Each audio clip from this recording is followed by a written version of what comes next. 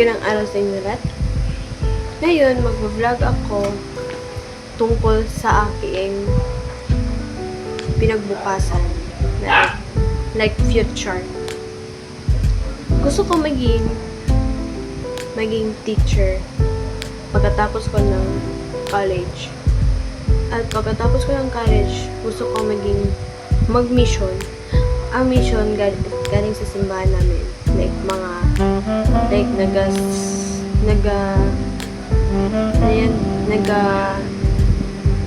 Serve sa Ginoo.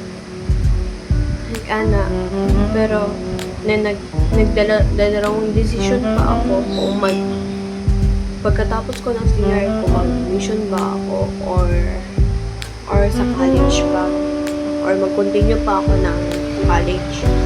So, ginapray ko talaga na kung saan talaga ma-assign sa akin na desisyon, kung asa kung ma-answer talaga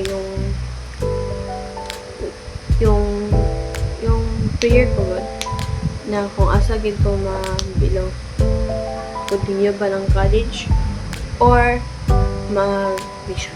So, next is gusto ko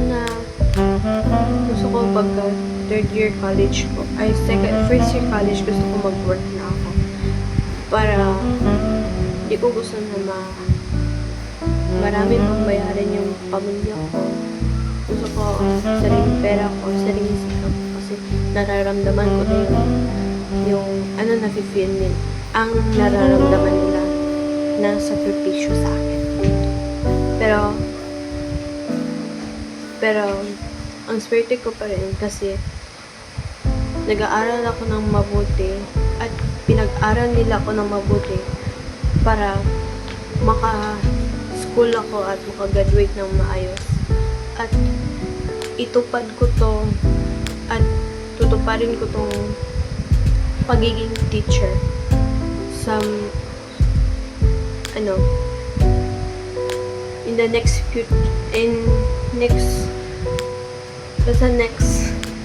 guys, yun. Pero magaling din ako magsayaw. Favorite ko talaga, gusto ko talaga magsayaw. Nagsayaw na akong cultural, hip-hop, and contemporary, and ballet. And I really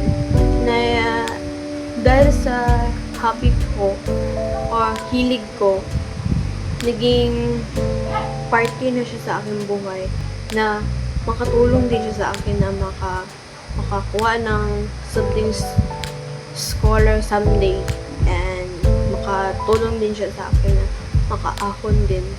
Pero man din ako dati naka-work ako ng sayaw. Work ako. Pero mahirap din kasi nag-school ka tapos nag-sayaw ka. It's very struggle na very complete talaga siya. Kaya mahirap talaga na magsayaw ka at nag-school ka na basta yun. And then the next future naman, maybe magpakasal ba yun ko? Magpakasal ko, guys. Siguro mga age ko mga 20 plus. Magpakasal. Maybe magpakasal ko, guys. So, pero di na siya actually. Pero gusto ko talaga first work first. Maka-earn ng money, makagawa ng bahay, at makatulong sa pamilya. Tapos yun, yung goal ko na gusto ko.